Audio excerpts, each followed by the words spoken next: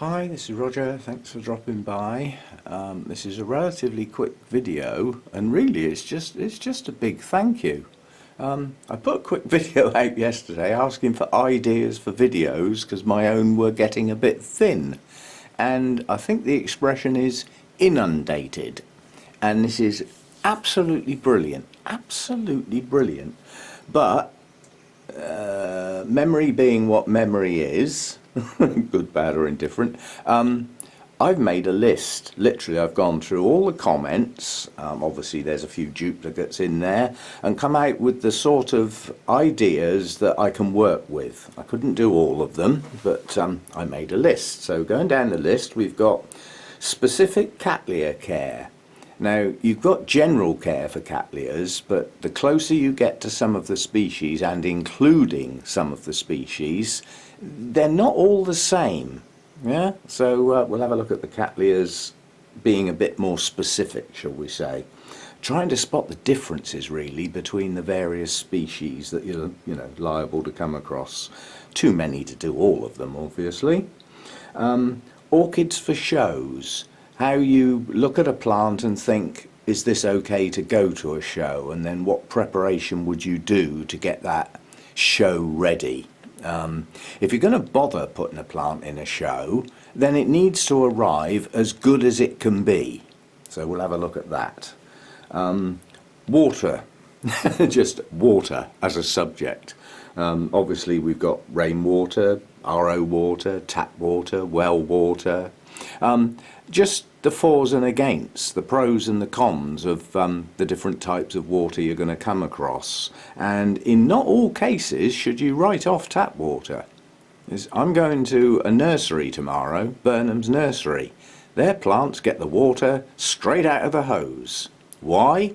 Because it's just come down from Dartmoor and it's quite pure and quite good.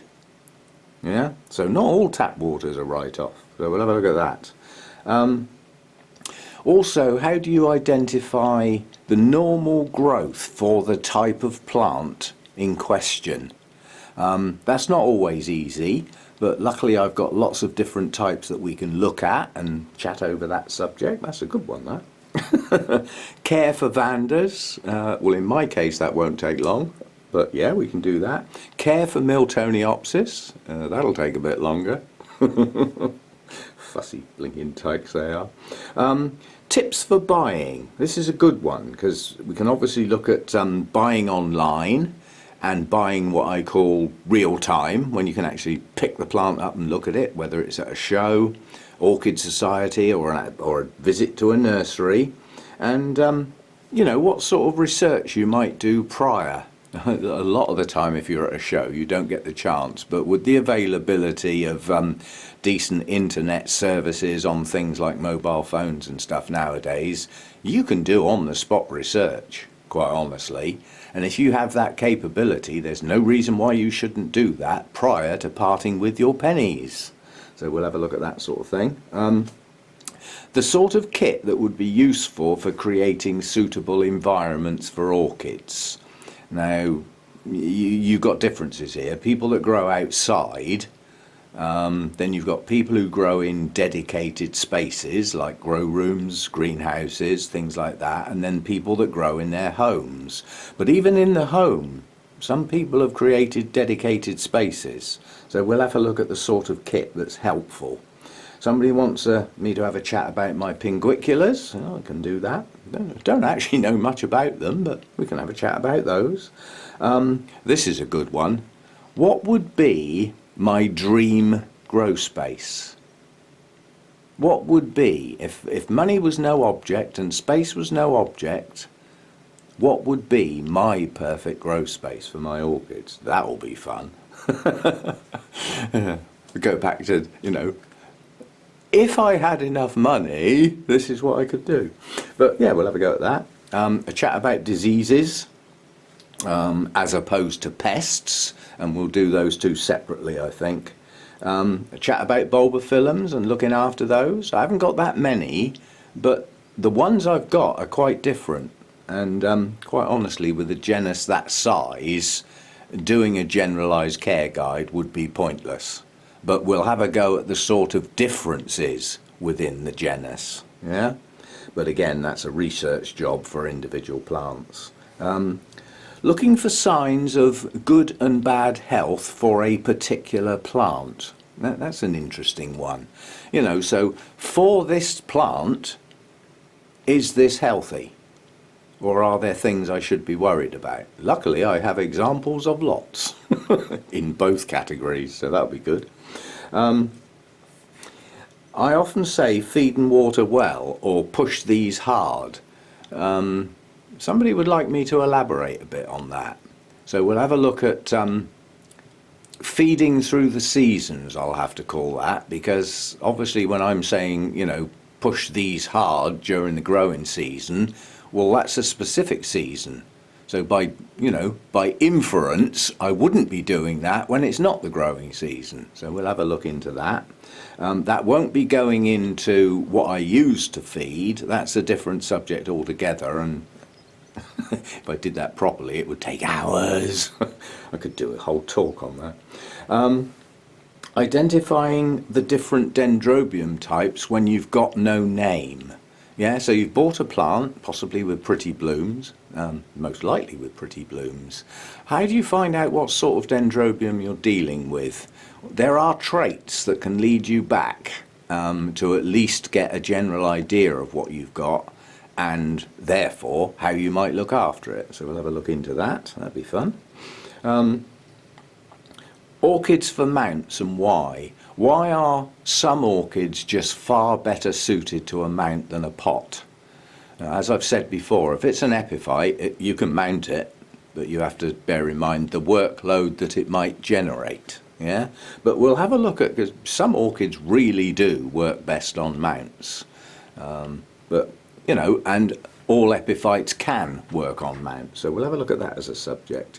And then somebody said, ask for Oncidium care.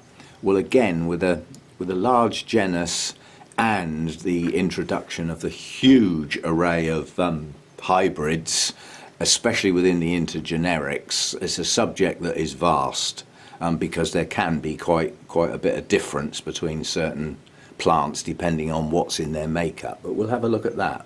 So that's the ideas that have come up so far. I've got enough videos there to last me a month, because obviously that's not all I'm going to be doing.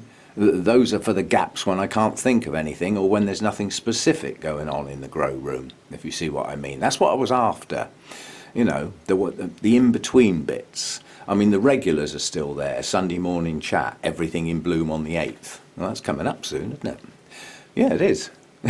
That might be a bit quick this time round. Well, I've still got stuff in bloom, but you know, it is a low count compared with some other months.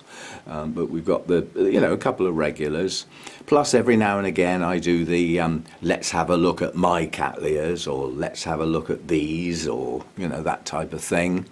Those will just come round as and when. There'll still be the odd repotting video or mounting video slotted in amongst them, but I don't like a lot of the same thing. I like the variety, and I think that's part of what keeps people with the channel. They don't necessarily know what's coming next. I quite like that idea.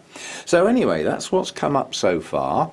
Very, very grateful to all those who've made suggestions. A historical view of my cats, not possible. I will explain that historical things are not easy for me to do because this camera takes very high quality clips, and once I get them onto the computer they take up an awful lot of space. For example, a 20-minute video, the clips that go into that video take up about 2 gigabytes of space.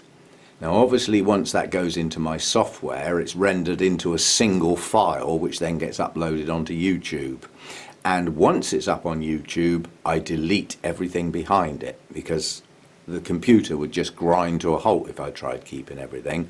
And to try and file away clips on an external hard drive, it just wouldn't. It would cause me so much grief in trying to be orderly and tidy and naming and all. It would drive me up the wall. So I'm not doing it.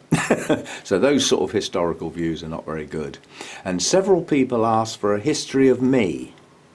Well, quite a long time we had the orchid tag running around, which was a bit of fun, where, you know, if you got tagged, you then had a set of predetermined questions which you answered, often, you know, about yourself or what got you into orchids, these sort of questions. And when you'd done your video, you had to tag 2 other people to try and keep it running. First time I remember this happening, it ran on for ages. It was really good.